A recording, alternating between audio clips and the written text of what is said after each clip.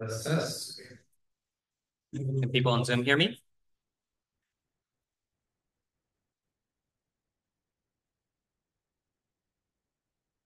All right.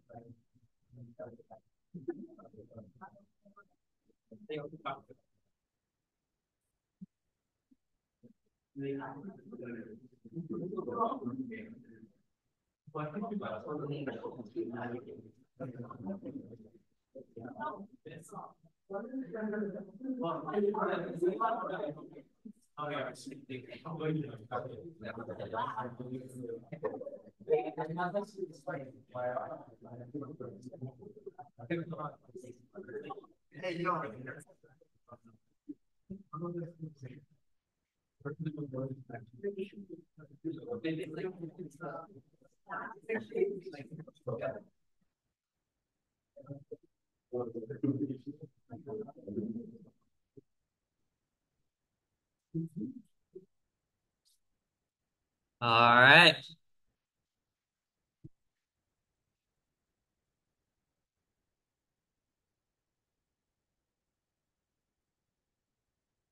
All right. Good afternoon. How's everyone doing?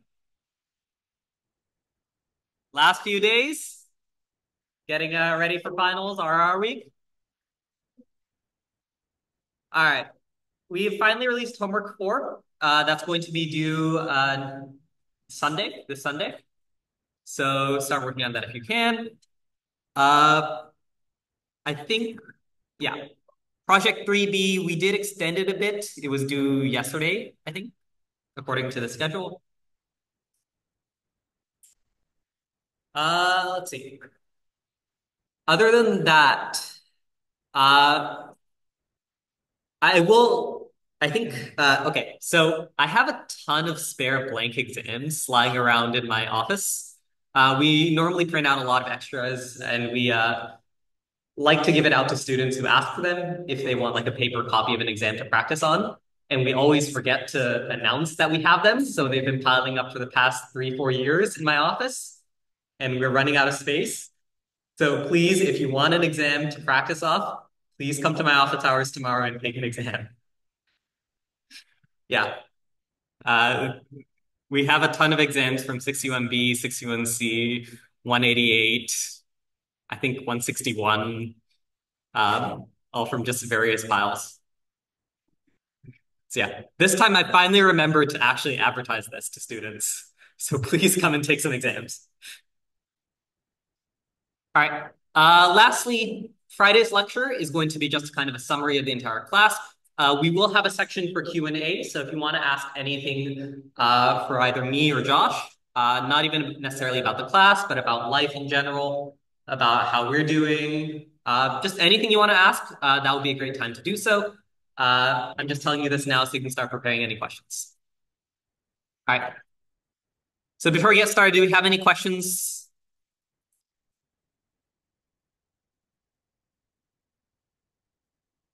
All right, let's get started with today's topic. All right. So today we'll be discussing one of the hardest questions in CS right now. And just bear with me. This effectively covers an entire lecture of 170 plus an entire lecture of 172, all in a single day. So don't worry if this goes a bit fast or over your head. This will be covered in later classes. So let's start off with just a warm-up. Let's pretend that you are a thief, all right? You have this heist planned for a museum. The museum has a large number of different items that you can steal. And each item has a certain weight and a certain monetary value. Your goal as a thief is to steal the most value with a particular set of items. The unfortunate thing is you have only one knapsack. You can't make multiple trips. You can only go into the museum once, take up to 10 pounds worth of stuff, and leave. So the question is, what items do you actually try to steal? So you have a few options. You have some stamps, which are really famous. You have the crown jewels. You have some famous pieces of artwork, the screen. Here are the total things that you can get. You have a stamp that's really heavy. It's a whole 1 pound of stamps that's worth $10 million. You have a crown that's worth $20 million for 3 pounds. You have a painting that's 5 pounds. That's $10 million. You have a diamond that's 2 pounds, but it's only $1 million, not as much. And you found this random pebble on the ground that's 1 pound that costs $1. What items do you want to steal? Let's take a few minutes to figure that out.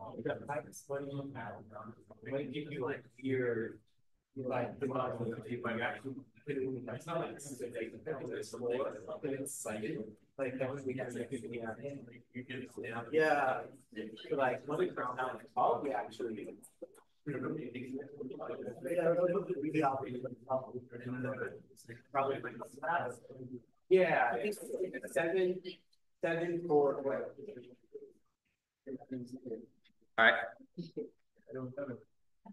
Let's bring everyone back.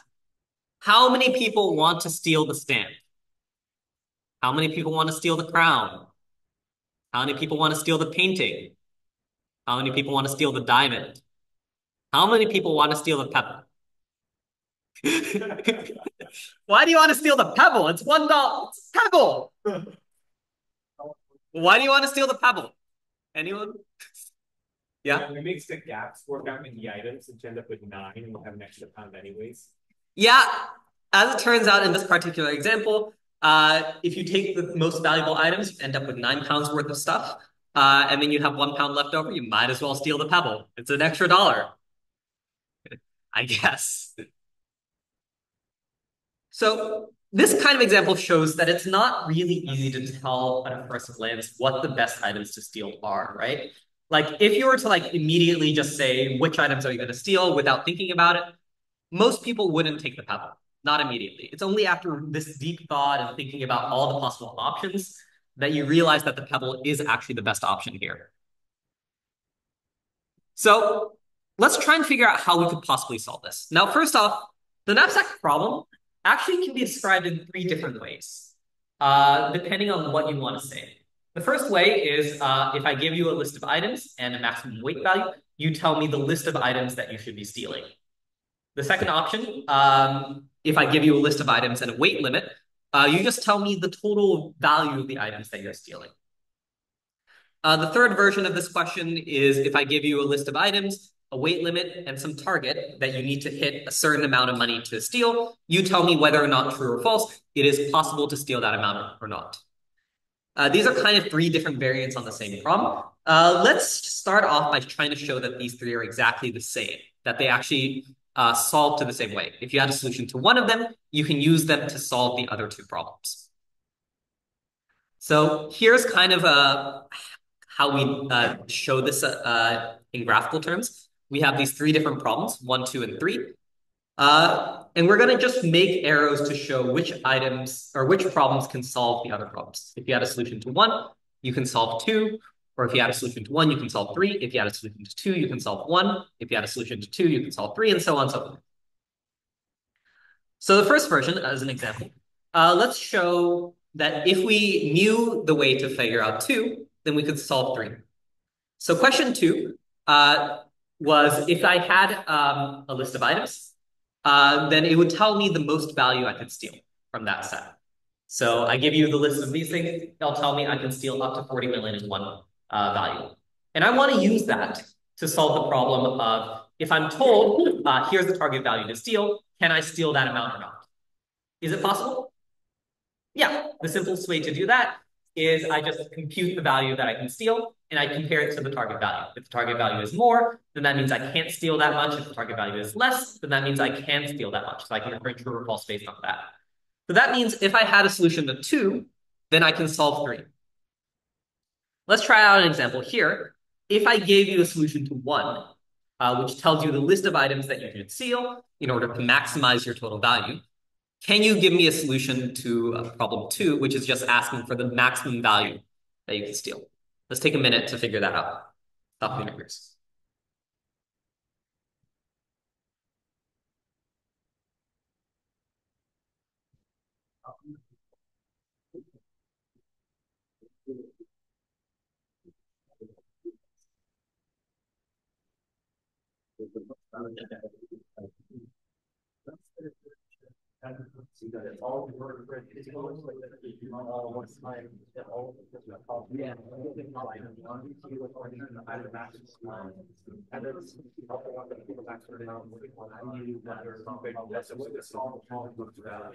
Well, no, that's a way to solve it. It's true. You want it, you need to know the maximum. You have a solution. You need to solve. Oh wait, or it's not really using the word solve or using to solve. We're using Oh. I'm giving you ours. Oh, okay. I just want to Yeah, exactly. That's about We'll do 1 to 2 later. Yes, I guess we have problem. well, if we have a solution for once, just add up how much. Yeah, all right, let's bring everyone back. What do people say? What is the algorithm that you can use? If I already give you a solution to 1, how do you make a solution to 2? Yeah. You get a solution to 1 that optimizes both to the weight and the monetary value. So you can just add the individual value of all the items to get the highest value. Yep, pretty much that's what you do. You ask 1 to give you the list of items to steal. You just return the sum of the values of those items. And that gets you an answer to 2. Now, if I wanted to get a reduction from 3 to 1, then what we can do is we can just kind of do this in 2 steps, right? If we have a solution to 1, then we know we have a solution to 2 because we already proved that. And if we have a solution to 2, then we have a solution to 3. We already proved that. So that means that if we have a solution to 1, then we can just construct a solution to 3 by kind of chaining this step by step. We don't need to do any extra algorithms. We just need to say we already know 2. We already know to go from 2 to 1. We already know to go from 3 to 2. So we can go from 3 to 1 easily. So in a way that this directed graph here, if we have a path from A to B to C, then we also have a path from A to C. All right. We've gone the easier direction, going from more information to less information. Let's try to go the opposite direction. Here's the hardest question of the set. If I gave you an algorithm that tells you the most value you could steal, can you use that to solve problem one, which tells you the list of items to steal? This one, let's take 2 minutes for this.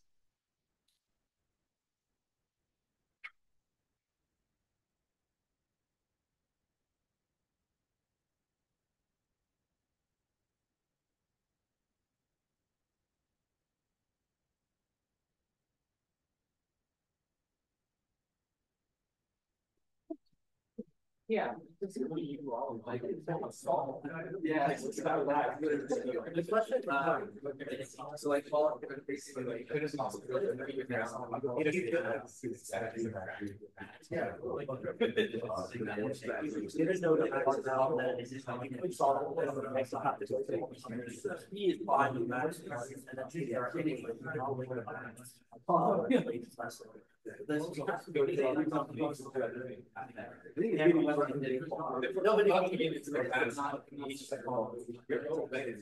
Yes, but it's like what's it out what your list of companies you're not going to be or you're finding it like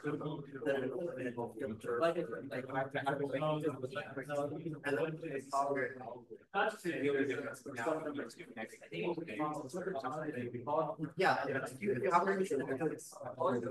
have like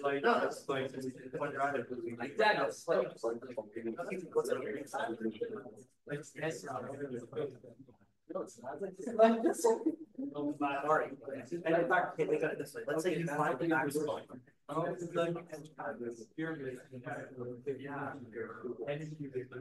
Yes, on later.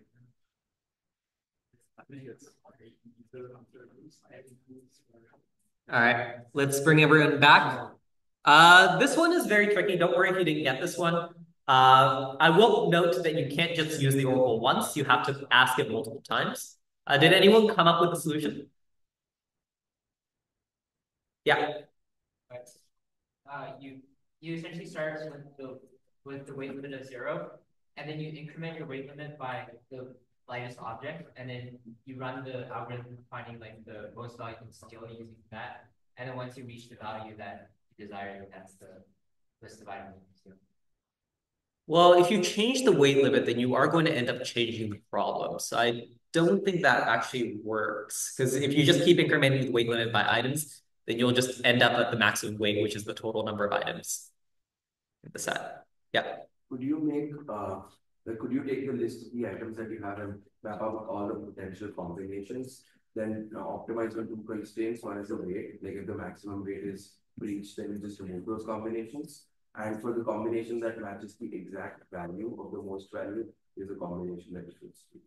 Yeah, I think that's a good way to do this. The way that you set it, where you just take all the list of combinations, that step by itself is going to take 2 to the n time. But you can do the similar approach without starting off with an enumerated set of all of them. Here's kind of how I would do it. So I just start off by calling the oracle on the original list of items. And that's going to tell me the maximum total value, k. And then what I'm going to do is with each item, I'm going to remove the item from the list, and then just call the oracle on this list to see if the value of k has changed. If the value of k doesn't change, then that means that that item must not have been something that I needed to steal. So that means I'll just throw that out. I don't need to worry about that. If, on the other hand, the value of k decreases, then that means that that item needed to have been stolen in order for me to hit that value k. So that means I keep that in my list. And at the end of this process, once I've iterated through every single item, I should have a list of all the items that I should steal, which has total value k. What does K represent? K is kind of like the total maximum value that you could possibly steal. Oh. Yeah. So the most value you could have stolen is kind of the target total amount that you need to steal from the set to guarantee the correct answer. Yeah. In effect, we're just doing these trials where we remove one item, we see if we can't do as well. If we can't do as well, then we put it back. If we can still do as well, then we just throw it out because we don't need it. Yeah. All right. Once we have a path from 2 to 3, we'll have a path from 1 to 3 easily. So let's just find a way to get to 2 to 3. Let's take another minute to figure this one out. So this time, if I give you a way to solve 1 to 3, which tells you if you can steal at least a target value. Can you tell me a solution to 2, which tells you the most value you can steal? Let's take a minute.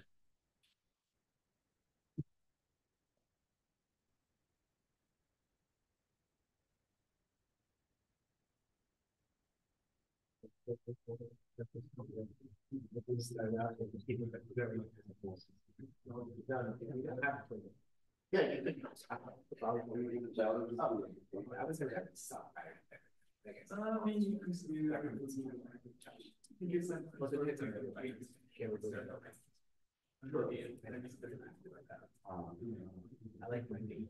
I mean, you could look at this binary search. Let's go to that. Binary search. For the max value, thinking about like negative combination, for the max value, still not, you can say not find it's a combination where the weight is less than the weight limit, and yes, that max will make all combinations, and you have to go to the second max value, you have to go down. So even if you were to use what max value was exactly that, so the mode that it would save you. All right, let's bring everyone back. What do people say? How can you solve question 2 if you had a solution to question 3 already? Yeah.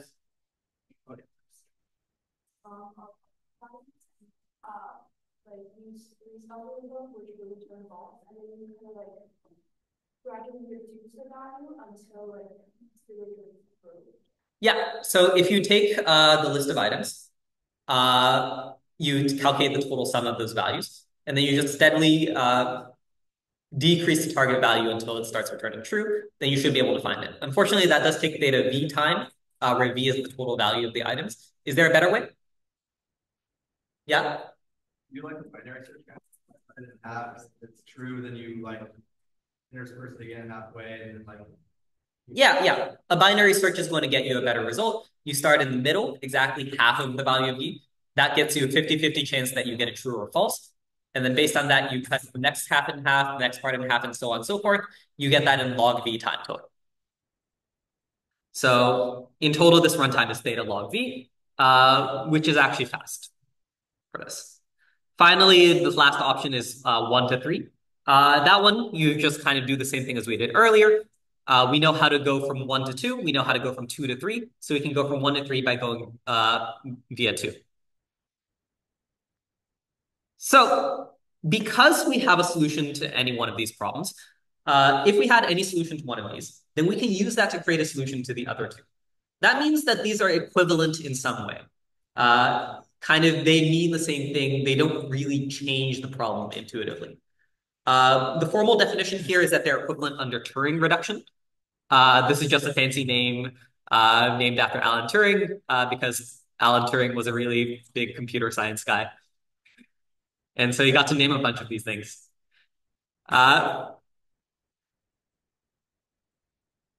In effect, the information that's presented in these is different depending on the problem you're dealing with. The list of items tells you the most information because it tells you the full list of items that you're dealing with. Option 2, the problem 2, is only telling you an integer value. That has less inherent information than a list of items. And a Boolean value, it returns even less information. It's just a true or false. There's fewer possible values that can possibly be, so therefore it's returning less information from an information theoretic perspective. Informally, question 3 is actually the smallest possible problem that you can tell. It tells you the least information of any function because there's only 2 possible values, true and false. If you had a function that returned less information than that, it would have only 1 possible return value, which just means it's returning 0 every single time. And that's not really a useful function. So we actually call question 3 a special name. It's called a decision problem. So decision problem are these functions that always return either true or false, and also are guaranteed never to infinitely loop. So they always return true or false, one or the other, and they will tell you that information. It kind of reflects the least possible information you can get out of a particular problem. Now, for the rest of this lecture, we'll consider only decision problems. But generally, you can find a reduction from a function problem that returns a list or an integer or something like that, down to some Boolean problem, decision problem. So generally, it is possible to solve similar problems using decision problems. All right. So what what can we use to solve decision problems? Well, in theoretical computer science, what we use is this theoretical computing model called a Turing machine. So a Turing machine, in effect, represents the idealized computer. It's not reliant on circuitry or sand. It's just this mental model that we have of what a computing system could possibly be. And you can show that a Turing machine can provably compute anything that can be computed. There's a particular set of rules that the Turing machine uses. Uh, and it, in fact, works by looking at a tape of numbers and just moving back and forth with an internal state. Now, as it turns out, we've actually been using Turing machines in our work here in 61B. When we say the time and space complexity of a Java program, what we're actually doing is we're using the definition of a Turing machine to define what we mean by 1 unit of time and 1 unit of memory. We just kind of abstracted that away because we can say that since we're dealing with data bounds, anything that's a constant amount of time or a constant amount of memory is considered 1 unit, or it can be considered 1 unit because it's only a constant factor difference. The only really major difference between a Turing machine and a program that you're familiar with is that the Turing machine has infinite memory. It's run on a theoretically infinite tape, which explains why we can actually increase our input size to arbitrarily large values with asymptotic analysis. You might be thinking, for example, in Java, an integer has a maximum value of 4 billion, but we don't really think about that when we're dealing with runtime analysis, right? We said runtime analysis works as n grows arbitrarily large, and 4 billion is not arbitrarily large. It is a big number, but it's not infinite. In any practical computer, you are going to have a limit as the maximum number that can exist. Once you switch to a Turing machine model, you don't have that constraint because you can have infinite memory. So that's kind of why we allow n to grow arbitrarily large, because we can in this Turing machine model. As it turns out, Java and Python programs, they're what we call Turing complete. It is possible to compute anything that a Turing machine can solve using a Java or Python program, assuming you have infinite memory. So Java and Python are considered Turing complete languages because they can represent any Turing machine. So you can imagine that a Turing machine is just anything that a Java or Python program can run. As an aside, it turns out that there's a lot of other programming languages that are Turing complete. A lot of the usual ones that you can suspect, like C, JavaScript, C++. But there's a couple of other languages that are Turing complete that you might not think of. One of the most famous ones is the Turing Tar-Pit BF, which is extremely difficult to write any reasonable program in because the only thing you can do is increment and decrement values. But it is technically Turing complete. There are other languages that are Turing complete by complete chance. Has anyone here played Minecraft? Yeah. As it turns out, Minecraft has this system called Redstone, which allows you to build circuits. And that is Turing complete. It is possible to build a computer using Redstone entirely in Minecraft.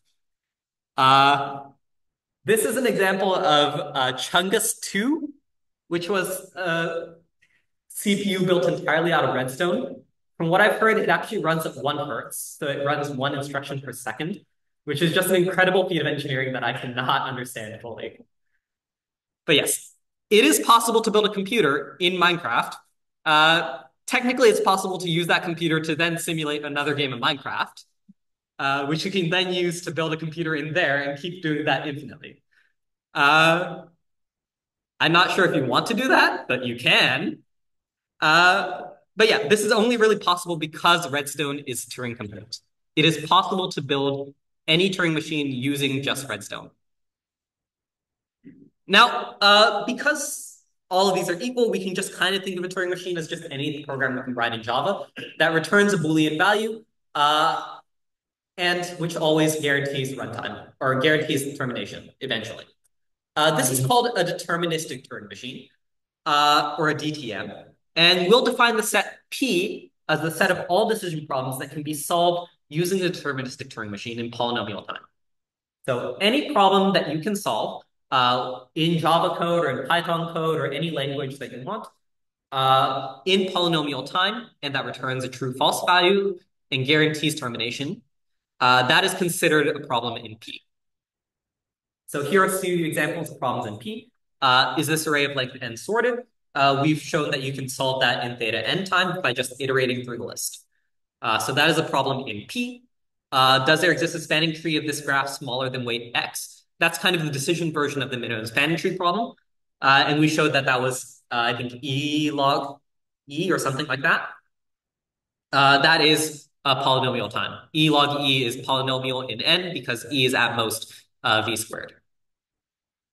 Another one that we didn't cover is if a number that's n bits long is prime. As it turns out, primality testing is in P.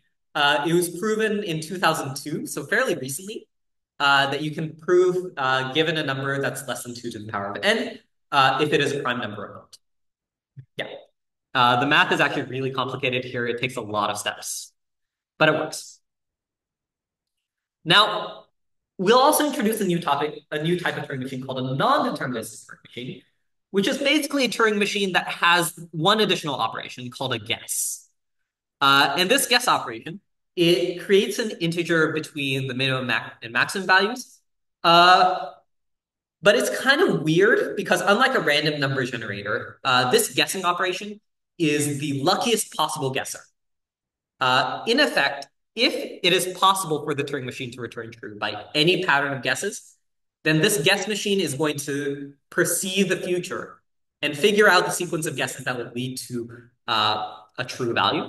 So if any possible sequence of guesses returns true, then the non-deterministic Turing machine is going to successfully find that true path. If, on the other hand, no matter what you guess, it's impossible to return true, every single possible result returns false, then the non-deterministic Turing machine is going to return false. So this is not a function that can exist in real life unless you have precognition and can see into the future with your computer. So this isn't actually a Turing machine that will exist. It's kind of like this fake machine that we can use to kind of get a sense of what we could potentially solve using this system.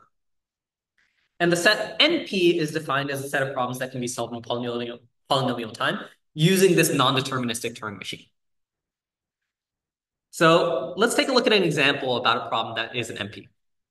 How many people know what a Sudoku is? All right, a lot of people. For those of you who don't know, a Sudoku is this logic puzzle, kind of like the one on the right. And the goal is to write the numbers 1 through 9 in each cell, such that each row has exactly one number 1 through 9 each. Each column has the numbers 1 through 9 each, and each 3 by 3 cell has the numbers 1 through 9. So to the right is a solvable Sudoku. And the decision problem of this decision version is going to be effectively given a partially filled grid, like the one that you see on the right, does at least one solution exist? In this case, the answer is true, but in order to solve this, you'd have to actually solve the Sudoku and come up to the unique solution of this problem. So let's kind of look at how a non-deterministic Turing machine might solve this problem.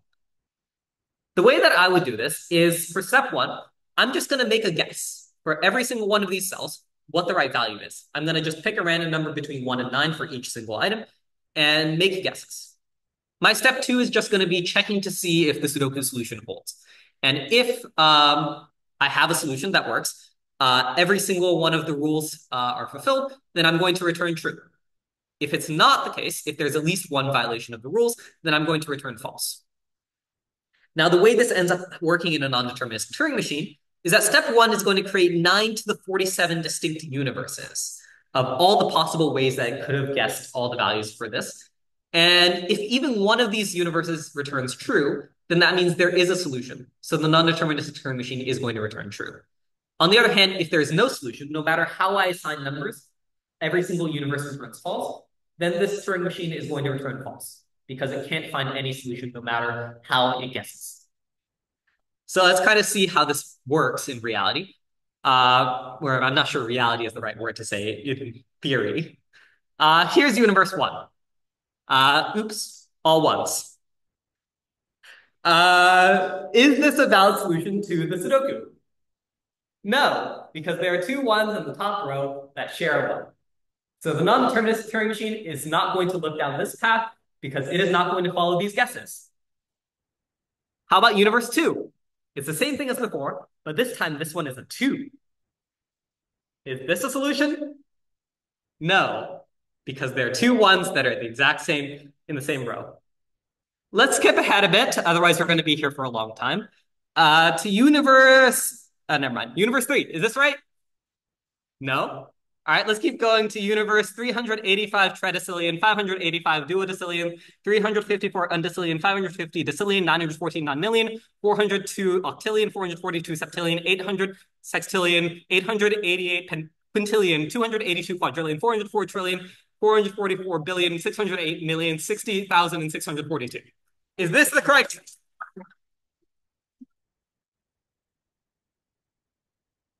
What does this universe return? Is this a true or false universe?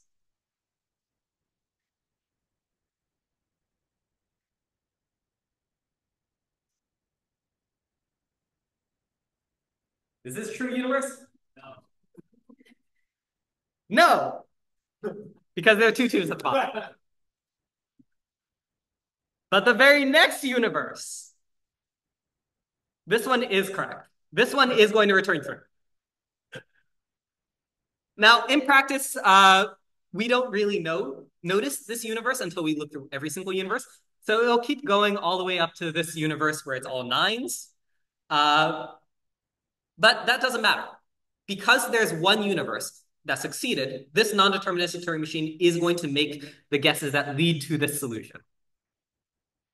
It's going to make the guesses that come into this universe. And because of that, it's going to return true. Now, one of the special things about this non-deterministic Turing machine is that all these universes kind of happen simultaneously. It only effectively runs on the path that leads to the correct answer instead of looking at each universe in succession. So that changes kind of our runtime belief. It's not the same as running all of these options one by one. It's kind of running all of them simultaneously. So the runtime of this is going to be whatever universe takes the slowest time to run. So what do you think the runtime is? Let's take a minute or so to compute the value of the runtime, assuming you generalize this to Sudokus of size n squared by n squared. So you have an n squared by n squared Sudoku. You need to make sure that every single row has the numbers 1 through n squared. Every single column has the numbers 1 through n squared. And every single n by n cell has the numbers 1 through n squared. So let's take a few minutes to come up with this, the runtime for this.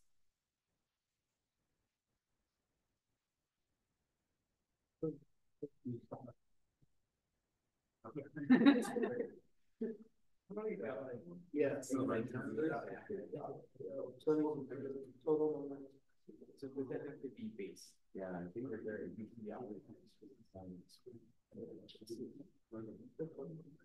No, actually, and by if it's where if it's base, that's what I think would have to be base.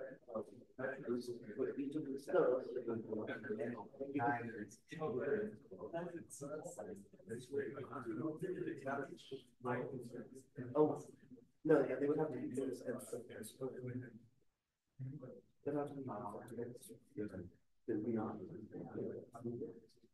well, no, those are using it now or they can.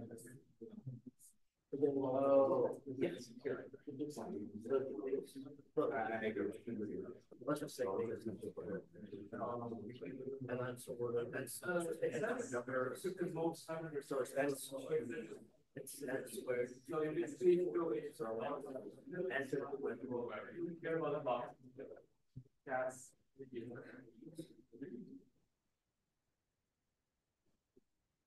All right, let's bring everyone back. What do we think the runtime is of this algorithm? Yeah. N to the 2, N to the 4. N to the 2, N to the 4th? Not quite. Keep in mind that like all of these like things are happening simultaneously. Every single guess happens simultaneously. Oh. Yeah. So you don't need to like multiply anything like that. Oh. Would it be N to the 4th? Yeah, just N to the 4th. Can you explain why? Take the 3 example, we have the 3 by the 3 per the grid. then we have another 3 by 3 for the bigger grid. So just n times n times n times n. Yeah. In effect, in order to determine if a Sudoku is true, you need to check if certain sets of n squared items contain the numbers 1 through n squared. And we can do that in theta n squared time. You can come up with an algorithm for that just by using a set, for example, or just checking the dupe operations. We saw dupe takes theta n time for n items before. And the total number of ones you need to do that with is 3n squared of these, because you have n squared total rows, n squared total columns, and n squared total n by n cells. So total, you have 3n squared total of these, and each one takes n squared time. So you have n to the fourth runtime. Yes? Can you explain why why are they simultaneous? It's kind of just how the non-deterministic Turing machine behaves. It's not a real machine. So we can pretend like it is able to simultaneously look at all these universes at the same time. But I can have like different possibilities in each of them. Yeah. In effect, it splits into all the possible universes and then makes the right decision at every single step because it is very, very lucky. If you ran BOGO sort on a non-deterministic Turing machine, then it is going to guarantee theta n runtime because it manages to sort things perfectly in the first step. Yeah. So you can just kind of think about this machine as like this imaginary system that is the best possible guesser in the world. So it's going to guarantee success there. So the total runtime of this is theta n to the fourth if we had a non-deterministic Turing machine. So therefore, Sudoku is considered to be an NP. It is solvable in polynomial time using a non-deterministic Turing machine. Here's a question. Is knapsack 3 an NP? Can you use this non-deterministic Turing machine that is the best possible guesser to solve this problem in polynomial time? Yes?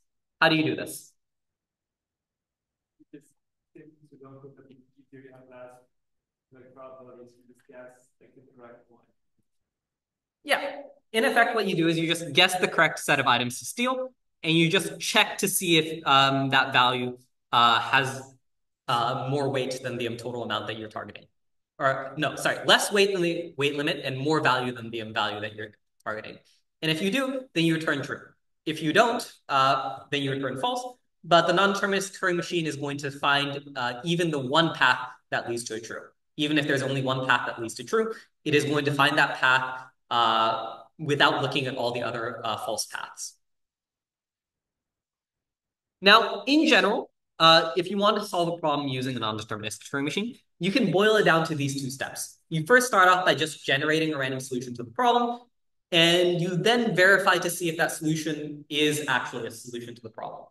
As it turns out, you can prove that any problem that can be solved with a non-deterministic Turing machine can be solved using this abrupt procedure. Even if you try to have like interleaved guessing, intuitively, the reason why you can do this is you can just move all the guesses to the start of the program. And that's effectively the same thing as generating a solution. Because of this, we also define NP as a set of problems whose solutions can be verified in polynomial time. So a Sudoku, to solve it, it may be difficult. It might take exponential time. But to check if a solution is correct, that only takes polynomial time.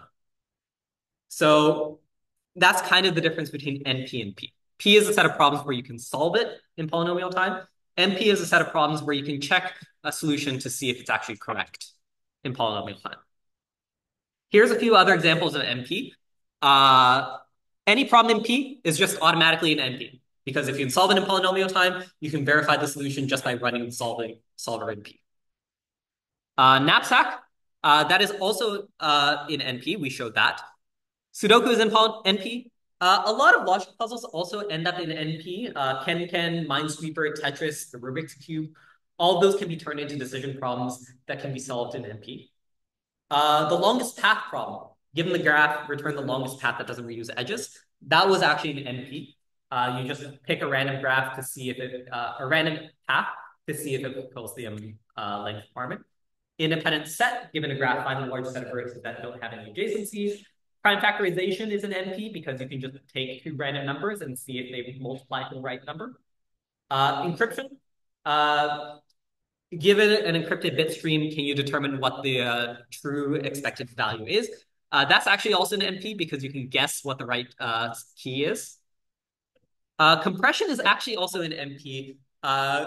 Given a compression algorithm, can you find the optimal compressed version of the object? The way you do that is you just check the compressed data and you see if it returns in polynomial time. Here are some problems that are not in NP. Chess, determining whether a position is solvable in chess. It's not known to be an NP currently. It's actually part of what's called P space, which is a set of problems that can be solved in polynomial space. There are other games, including Go, which are also in P space. The halting problem, which just asks if a program is going to terminate, that's actually undecidable. It is proven that there is no Turing machine that will solve this problem, guaranteed. Compression, if you don't include an upper limit on the runtime, that also ends up not being solvable because that reduces to the halting problem. All right, any questions up to here? All right. Now, we showed that these three versions of the knapsack problem were equivalent under Turing reduction. As it turns out, this concept is useful when we talk about problems like this. Generally speaking, it's not true in general that if A reduces to B, then B will reduce to A. So this graph isn't necessarily going to be bidirectional all the time. It might have only directed edges. But as it turns out, we can come up with some problems that are NP hard, which effectively are problems that every other problem in NP can reduce down to this problem. So if you had a solution to the NP hard problem, then you can solve every other problem in NP. It might not be obvious that there exists problems like this that are NP hard. As it turns out, there are. Here's an example. The satisfiability problem is a problem that just given this Boolean expression returns true if there exists at least one way to make this Boolean expression return true, and false if there's no way to evaluate it true. So for example, x and y, that can return true if we set both x and y to be equal to true. X and not x can never return true regardless of how you assign the value of x. So sat is going to return true for the first one and false for the second one. You can show that sat is an NP.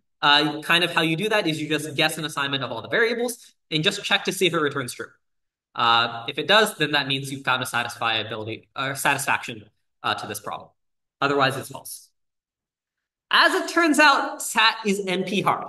The proof of this is well above the scope of this course. It's called the Cook-Levin theorem.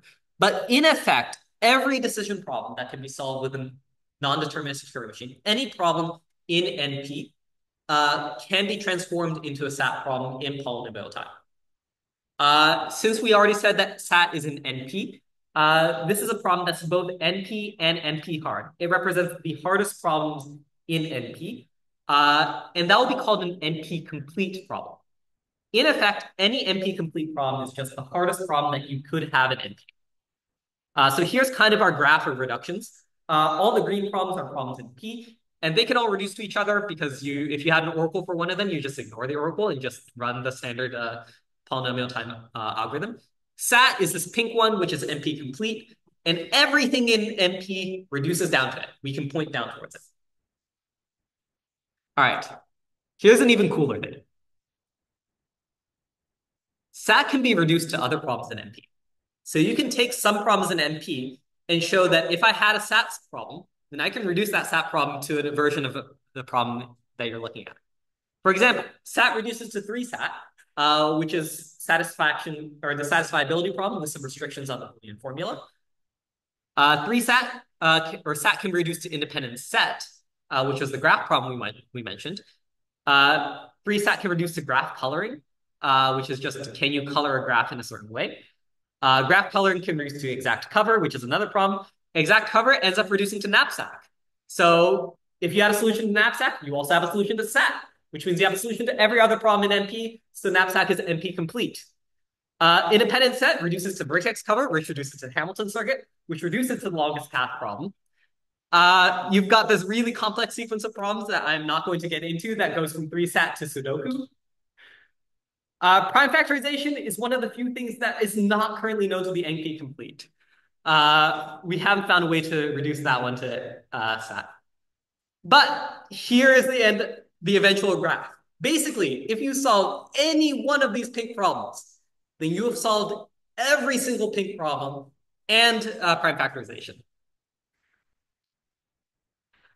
In effect, the same way that knapsack, the three versions of knapsack we felt were the same, the knapsack problem is actually kind of the same as solving a Sudoku. It takes a lot of work to figure out how to turn a knapsack problem into a Sudoku, but it's possible. As it turns out, there's tens of thousands of these problems that are known to be NP complete. A lot of these are in completely different fields. A lot of these were discovered well before proof of NP completeness were discovered, and we've been struggling to solve all of these independently for years. And if even one of these problems has a reduction to P, then every other NP problem now collapses into P. This is the P versus NP problem. You want to find a Turing reduction from any NP problem to P, which will prove that P equals NP. Or you want to prove that no reduction exists somehow, which will show that P is not equal to NP. And this has been a problem for decades. Despite the fact that there are so many of these NP problems, no one has managed to find a single reduction from an NP problem to a P problem. And we still haven't figured out a way to prove that these are two distinct sets. So what do we think about it currently? How many people think P is equal to NP, just from what we were saying? How many people P not equal NP? Yeah, that is generally the consensus. There was a poll done in 2019. 89% of people said P is not equal to NP. 11% of people said P equals NP. It wasn't actually an option in this survey, but about 3% mentioned in comments an alternative, which is that P equals NP is just impossible to prove or disprove. Those kinds of things exist in math. The axiom of choice is a thing for some reason, and it just can't be proven or disproven. The reason why opinion is generally negative is because, like, right now someone would have proven it by now, most likely. And it also feels intuitively like the problem of checking if a solution is correct feels harder than, or it feels easier than just making a new solution. Just philosophically, it feels harder to solve a problem in NP than it is in P. But we don't have a proof of that yet, so we can't know. Now, if, on the other hand, NP is surprisingly close to P. Like I mentioned, knapsack is in NP, but if you make a few changes, then knapsack turns into a polynomial time solution. We can make a knapsack version that's in P if you define n as the total weight of the items instead of the total number of items. But only if the weights are integers, not if they're rational numbers, because of course there are all these random caveats to this problem. Also, if you want to find a solution within X% of optimality, you can find a polynomial time solution for any finite value of X. Even if X is 10 to the negative 100, you still have a polynomial time algorithm. The main problem here is that the exponent on the n to the power of it depends on the value of X. So when X goes all the way to 0, then the n to the X goes to like really high values of exponential time. Also, modern SAT solvers work in polynomial time for pretty much any case, except for ones that are tailor-made to that particular algorithm and are impossible to solve. So because of this, it's actually kind of tricky. If P equals NP is proven, then pretty much everything breaks. Every problem in NP collapses to P. All modern cryptography breaks, and a fundamental assumption that's being made by a lot of computer science theorists is broken. So you basically upended the entire world of CS. On the other hand, if P not equal to NP is proven, then you've also upended the entire world because this field is very new. We basically have no way to solve any of these problems in the complexity hierarchy, despite hundreds of people working on these problems. And there's basically been no progress on this in the past decade. So this is kind of the reason why this is one of the biggest problems in modern math. And this is why people are offering up to $1 million to solve this. This is one of the 7 millennium problems, out of which 6 are still unsolved. Now, I've said a lot to discourage you. I don't want to make this a discouraging message because rookie mathematicians, rookie computer scientists, they come across solutions to these kinds of things all the time. Here's an example. So a while back, there's this manga anime series called The Melancholy of Haruhi Suzumiya. And it's famous for a lot of things. One of which is, I think at some point, there's a sequence of 8 episodes that are the exact same because they're stuck in a time loop. And they actually made 8 identical copies of the same episode and released them in order for some reason. As it turns out, there's this really weird storyline going on, and one of the problems that someone wanted to solve is figure out what is the shortest sequence you can watch these episodes in, such that every possible permutation of the episodes gets watched at some point. This is called the super permutation problem. And this was discussed on 4chan back in 2011. And eventually, whoever was on there came to a conclusion that I can get down to this particular bound. And it turns out that beat the state-of-the-art modern solution at that time. This proof was written in 4chan in 2011. It was discovered by the actual mathematician in 2018, and it was published in a journal in 2021. So a random rookie mathematician just played around with stuff, and because they didn't know it was an impossibly difficult problem, ended up solving it and got on this paper. Here you can see it is listed as quoted to anonymous 4chan poster. So just because you're a rookie mathematician, just because you don't have like the credentials or a degree in computer science, doesn't mean you can't solve this problem. You already know enough CS to work on these unsolved problems. And even if you don't solve it, just thinking about these problems will teach you far more than we cover in this class. I had a student who actually sent me proofs of P versus NP. And I had a lot of fun time like explaining why those solutions didn't work and reasons as to why you could like build upon like the knowledge that you're looking at. And this student, I think they're going really far places. They're trying to come up with new ideas. They're trying to prove things. So go out there, try things out. Even if you just spend an afternoon struggling to solve this problem and you can't solve anything, it's perfectly fine. Who knows? You might win the lottery and get $1 million. You might, actually, the more important thing is just like you become the most famous CS person in existence. But yeah, play around, have fun, build stuff. Your imagination is kind of your limit. That's all I have for today. Thanks for coming. We'll have our final lecture Friday.